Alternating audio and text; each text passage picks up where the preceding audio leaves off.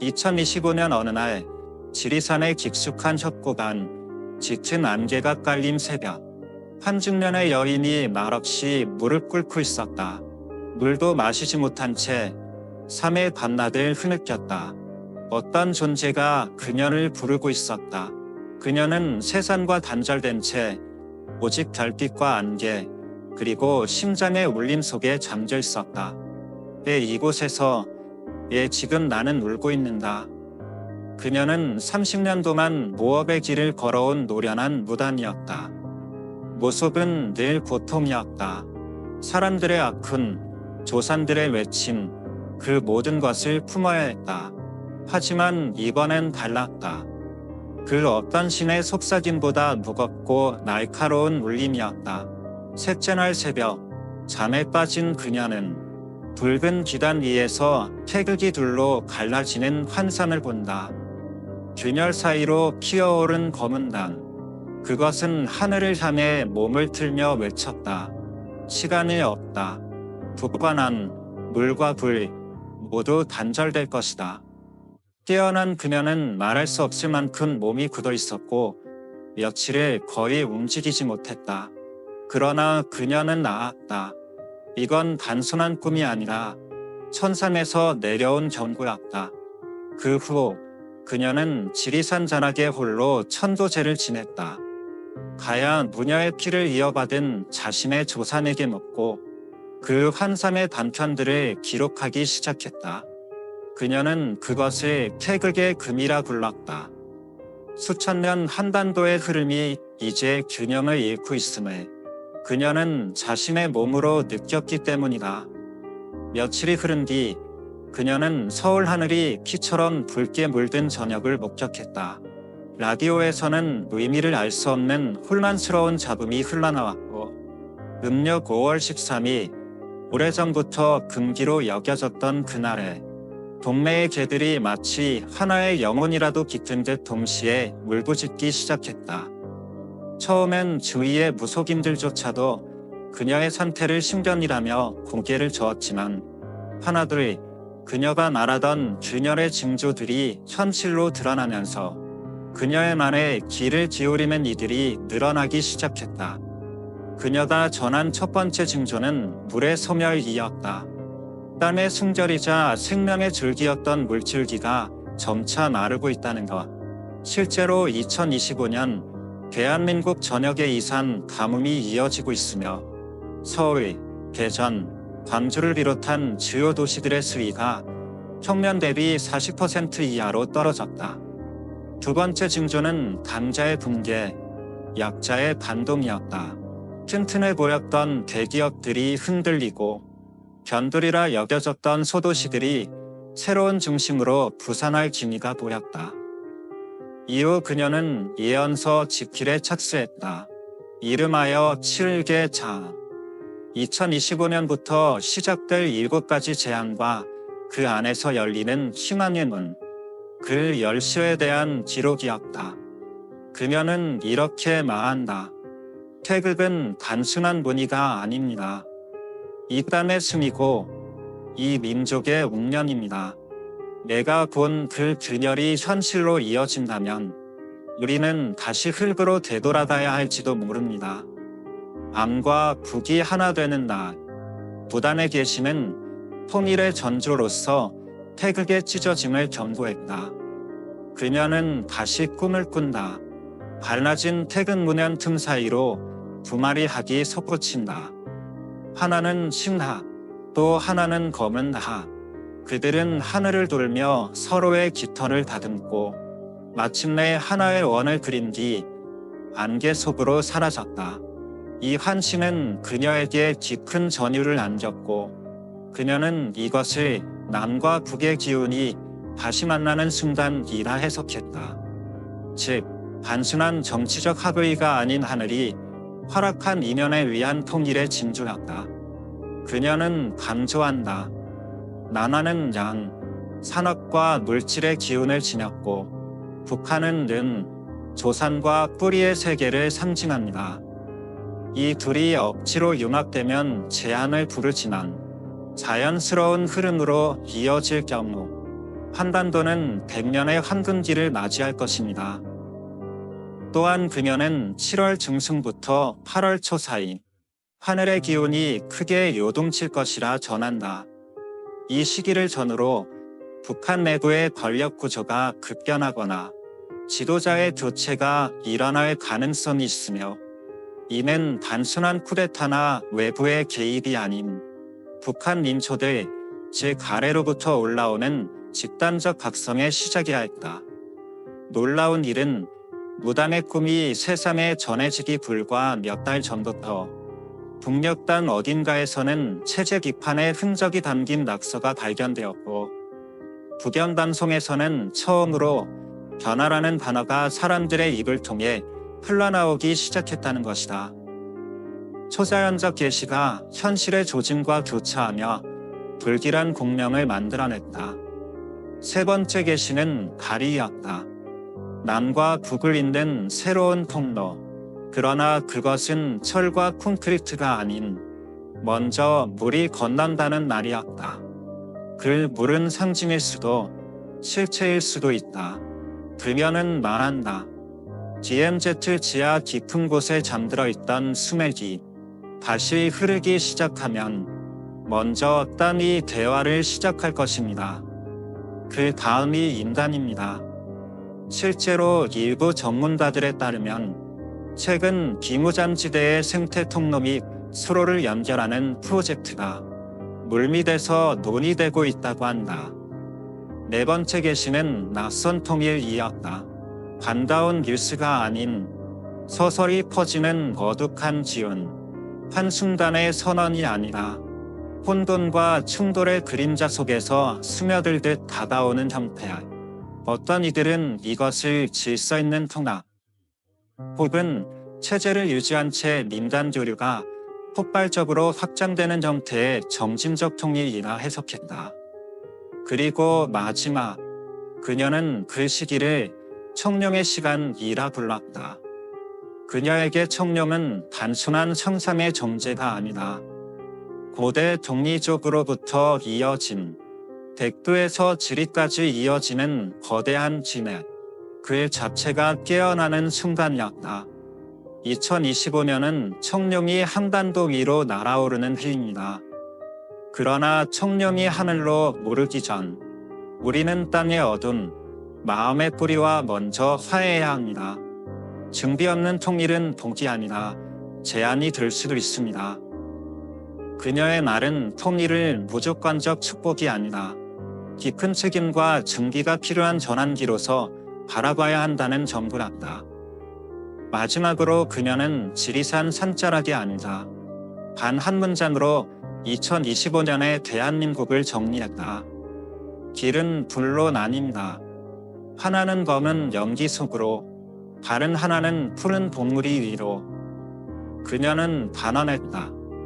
얘가 본 길은 단순한 정단 싸움이나 리더 교체가 아닙니다. 그건 이 나라의 뿌리가 바뀌는 순간, 부분의 전환전입니다. 2025년 한국은 단순한 선거 결과 이상의 접변에 맞는다. 기존의 권력 구조는 흔들리고 리더십의 근본이 재구성된다. 이것은 표로 설명할 수 있는 일이 아니라 한단중에 떨어진 검처럼 갑작스럽고 날카롭게 다가온다.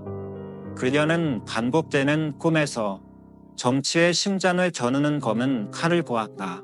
그리고 동시에 들려오는 음성임. 그동안 침묵하던 이들이 마침내 입을 열기 시작하는 순간 관장의 함성은 예고되지 않았다. 그 누구도 그들을 부르지 않았지만 침묵으로 일관하던 다수가 이제는 거리 위에서 혹은 디지털 공간에서 스스로 외치기 시작한다. 정치에 대한 환멸, 거대 양당제에 대한 기로, 조작된 진실과 끝없는 스캔들, 그 모든 축적된 분노가 마침내 폭발점을 넘어선다. 그리고 그녀는 말했다.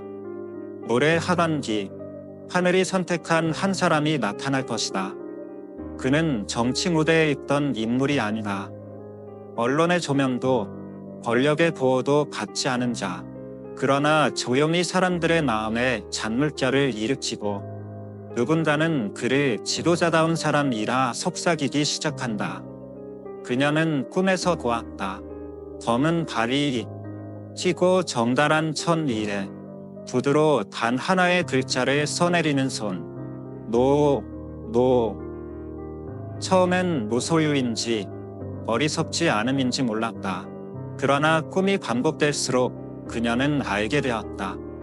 이 인물은 욕망으로부터 자유로운 자, 지위나 재물보다 기움을 아는 자. 그는 학문으로 다듬어졌고 세상의 풍랑을 전져온 50대 남성의 형상을 띠고 있다. 정치인이라기보다는 스승에 가까운 존재. 사람들이 부른 것이 아니라 사람들이 끌어낸 인물이었다. 놀랍게도 예언이 있기 전부터 SNS와 유튜브에서는 도덕성과 식견을 갖춘 비정치권 인물들이 점점 조명을 받기 시작했다. 심지어 일부 여론조사에선 교수, 기업가, 법조인 등 정치밖의 인물을 대통령담이라 답하는 국민이 늘어나고 있었다. 새로운 시대의 기운. 그녀는 2025년이 단순히 대통령이 바뀌는 해가 아니라 국가적 에너지 자체가 새롭게 구성되는 해라고 보았다.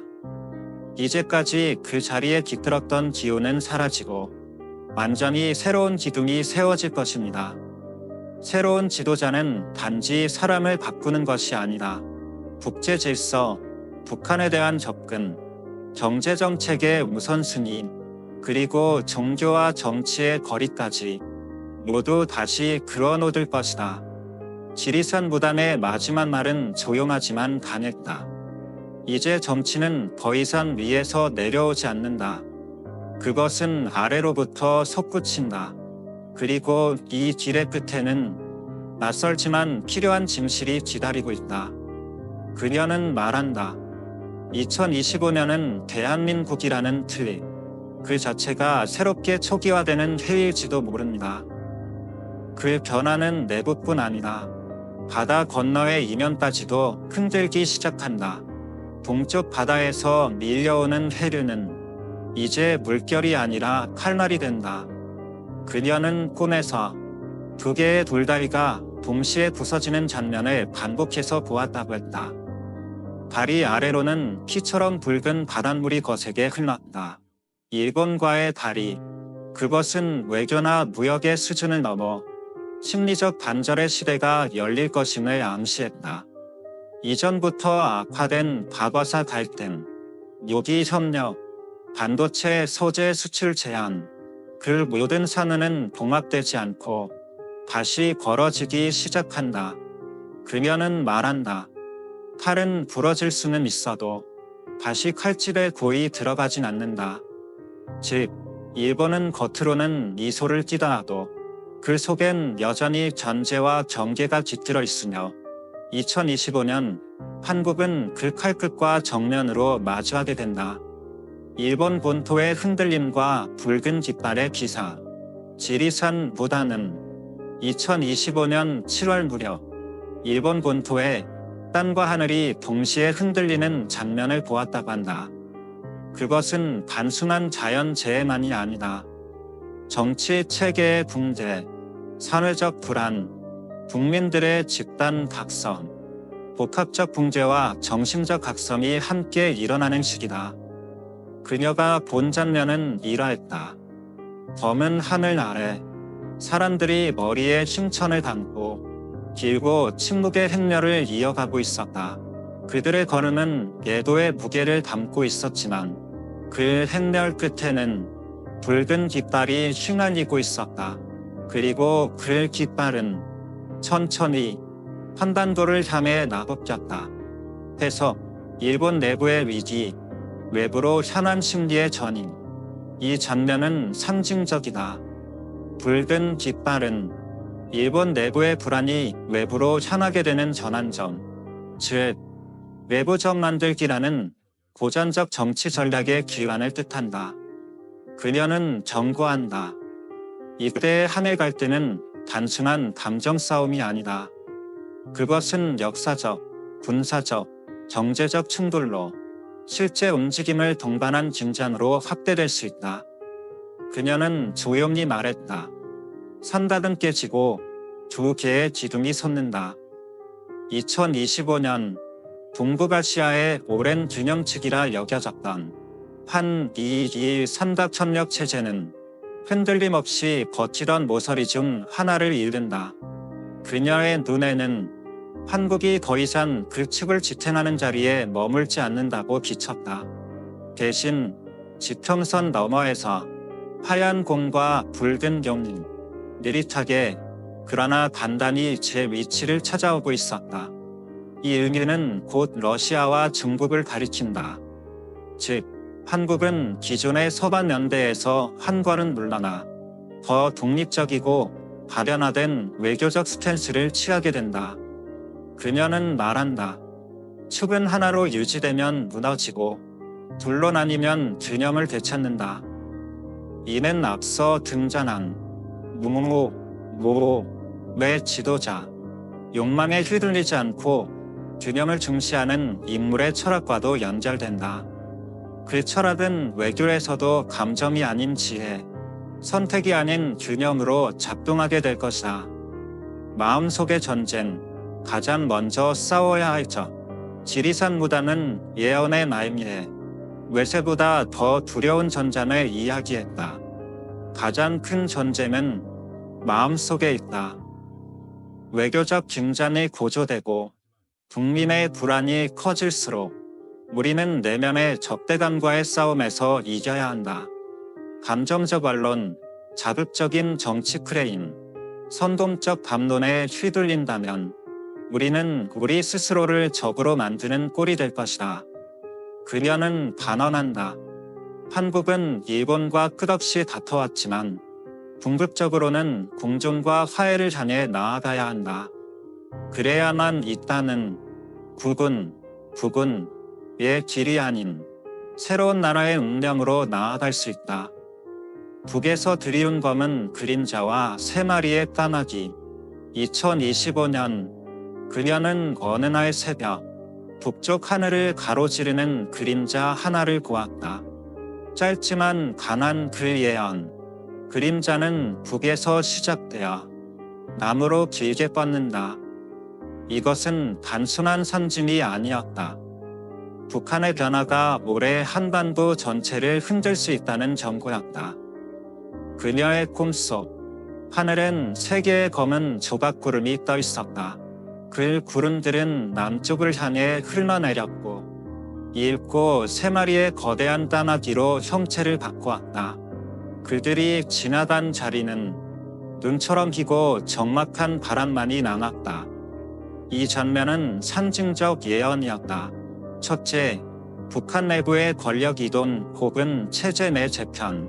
둘째, 외교 노선의 급격한 전환, 특히 미-중 관계의 재구성. 셋째, 아직 드러나지 않은 셋째의 변화 곧 다가올 충격. 무당은 말했다. 새슬한 까마귀의 울음은 불길하지만 그 소리가 멎은 자리에 봄이 온다.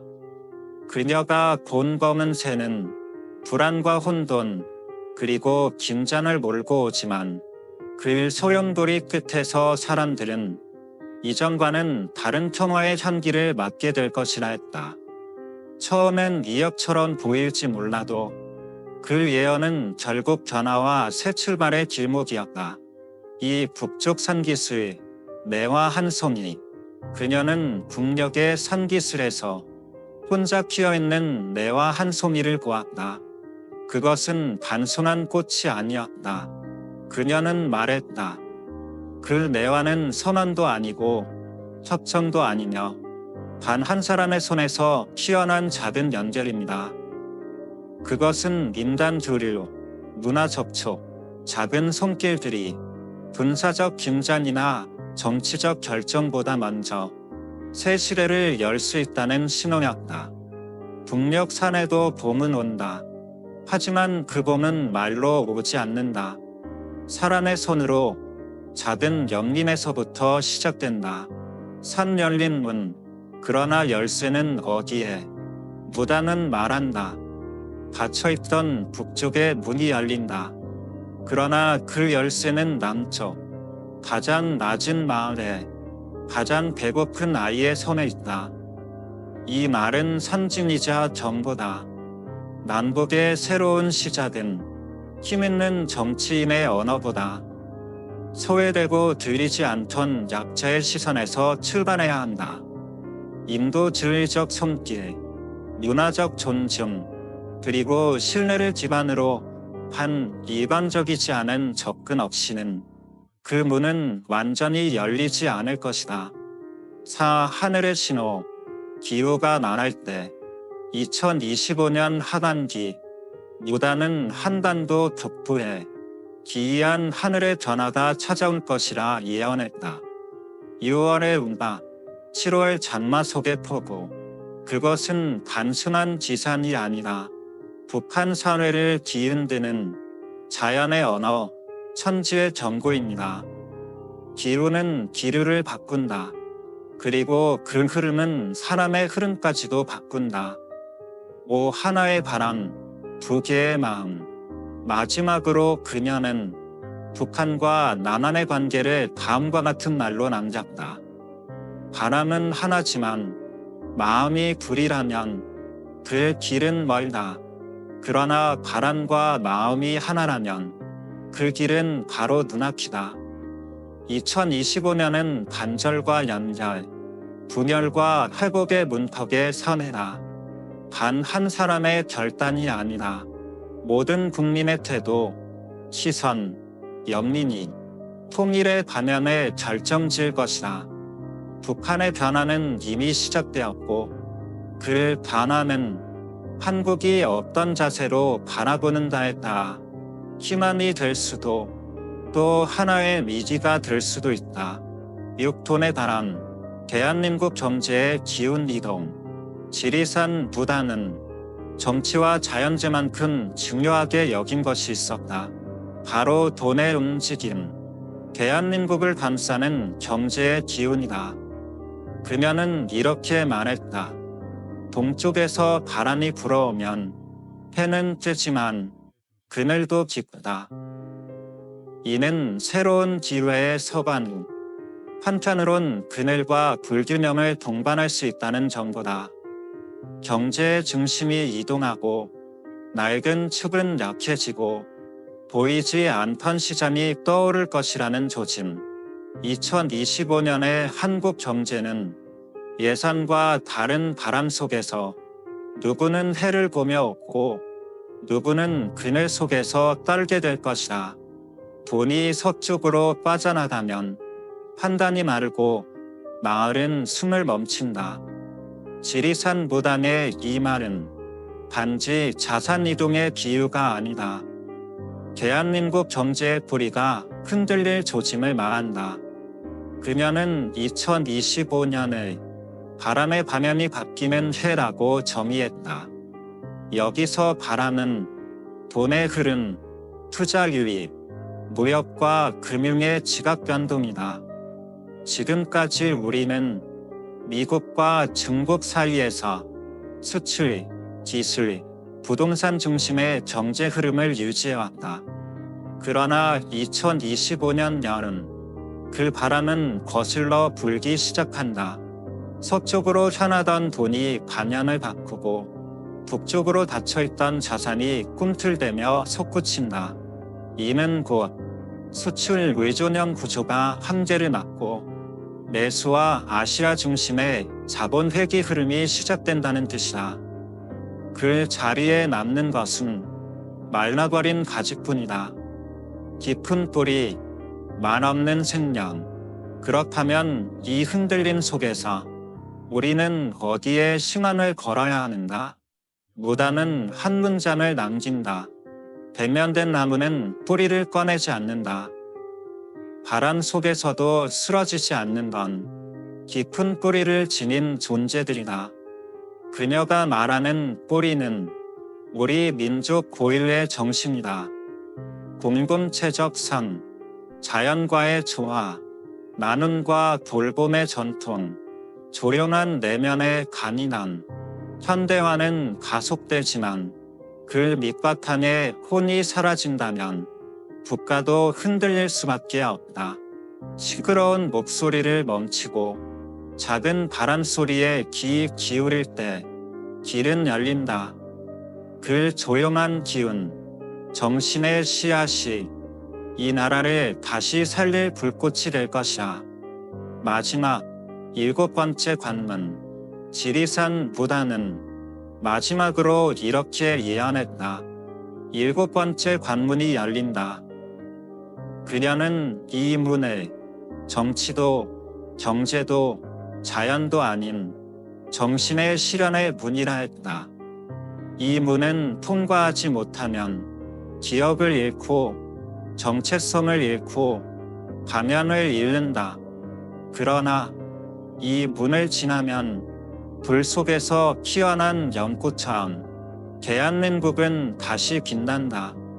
혼의 불꽃은 어디에? 그 문을 열 수 있는 자는 국가도 지도자도 아니다.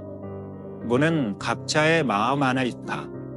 그리고 그 문을 여는 열쇠는 당신의 마음속 불씨다. 혼이 살아, 나라가 산다. 2025년이라는 거대한 터널, 그 끝에 무엇이 기다릴지는 우리가 무엇을 기억하고 어떤 정신을 선택하는가에 달려있다. 마지막 경고, 마지막 물은 몸이 아플 땐 약이 필요하지만 혼이 아플 땐 기억과 정체성, 그리고 조용한 정신이 약이 된다. 지금 대한민국은 그 마지막 혼의 관문 앞에 서 있다.